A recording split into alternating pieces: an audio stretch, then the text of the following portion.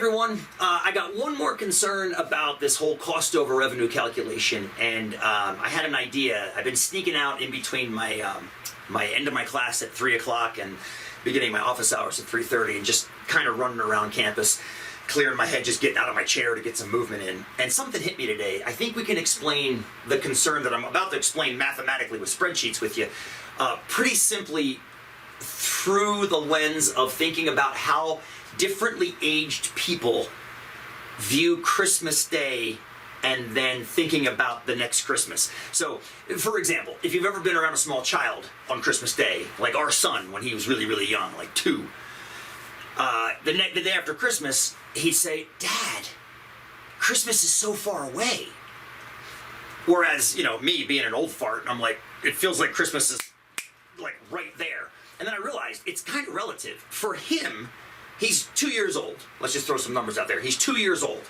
He has to wait an entire year to get to the next Christmas. That's 50% of the life he currently has. He has to wait another 50% of his life to get to that next Christmas. And then he's 3. To get to his next Christmas, he now only has to wait 33% of his life. And now he's 4. To get to his next Christmas, he only has to wait 25% of his life. So you see, the further he gets away from 0, the less 1 year means in his life.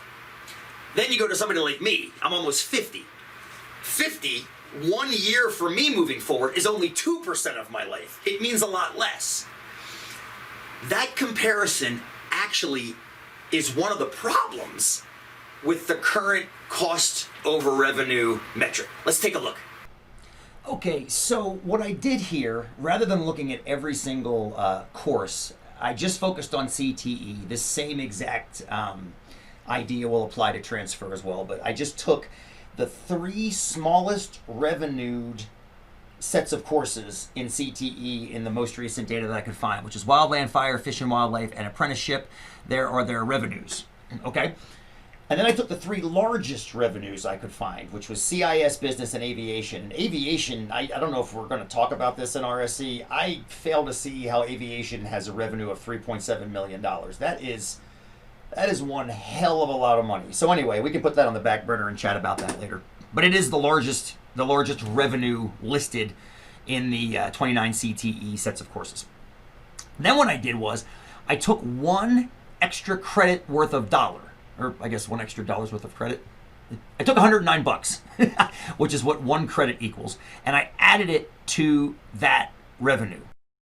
So you can see that each of these numbers here is $109 more than their corresponding numbers here.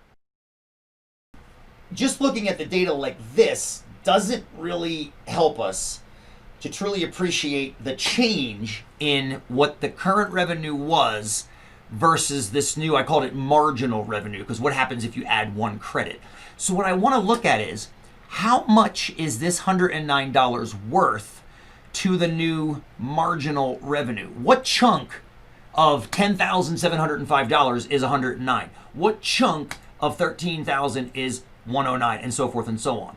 So that's what I did right here. This is exactly the same data, but what it looks at is, what is the extra $109 worth as a piece of that new marginal revenue? And you can see on the left, the Wildland, Fire, Fish and Wildlife, and Apprenticeship bars are much higher than the bars on the right. That's because the extra $109 is worth more to those revenues because those revenues are very small. Think Max asking, how far away is Christmas? It's forever away. Revenues here correspond to his age as a young person. That extra year is a large percentage. That extra 109 is a large percentage. Whereas CIS, Business, and Aviation, they have huge revenues. An extra $109 doesn't mean a great deal percentage-wise. And some of you might be thinking, Sean, I don't understand, like, these are all small percentages. How are you saying these are larger percentages than these? Well, if you compare, for example, Wildland Fires to let's not use Aviation, because Aviation I think is a fluke. Let's look at Business. Compare Wildland Fire to Business. It might not be obvious at first, but if you take that 1.0 0.01822 and divide it by that 0.01142, you get it's 90 times as big.